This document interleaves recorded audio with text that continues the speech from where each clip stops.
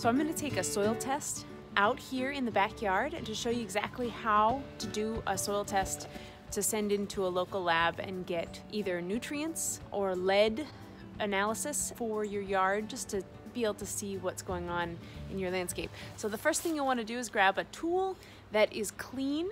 That means it doesn't have any residue of other soil on it. It's not rusty, because that can sometimes throw off things like zinc or iron or other things. And then have a container where you're going to put your soil. I'm going to scoop maybe between 6 to 12 places from around the yard.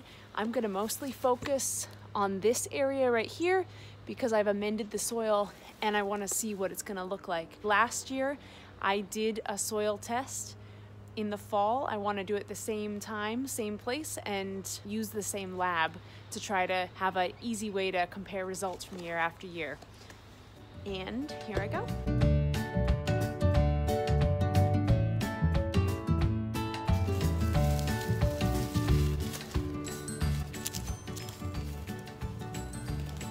So here I am digging down, and I want to get at least 6 inches down.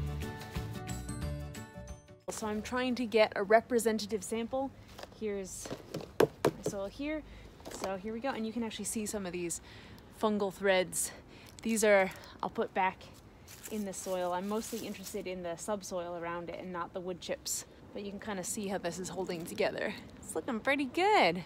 This is a collection of soil that I got from at least 6 to 12 places in and around my garden. What I'm doing now is just mixing it up, and I'm just gonna let it dry out, but you want to get as close a sample as you can so that if there's any little pockets that are different, you want the average of what that soil is.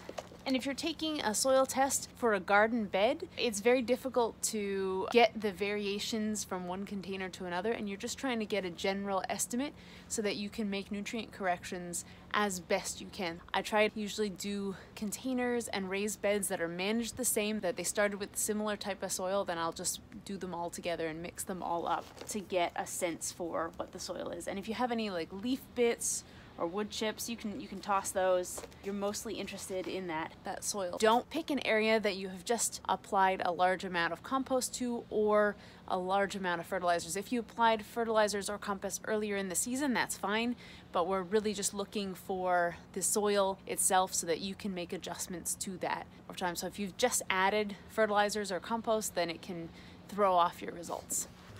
Now what I'm going to do is I'm going to dry this and mix it all up, and then I'll be able to send in 1 or 2 cups worth into a Ziploc bag that I will send in the mail to the address of the soil testing lab I'll be going to. I put my sample ID, which one it is. This is how many samples. I can do multiple samples. I'm just doing 1 this time. And then this is clicking standard soil test. I could do other soil tests that give me extra things, but typically I just do the standard one. Sometimes I'll add organic matter if it doesn't include it. But that's often what it looks like, and this one is from Logan Labs.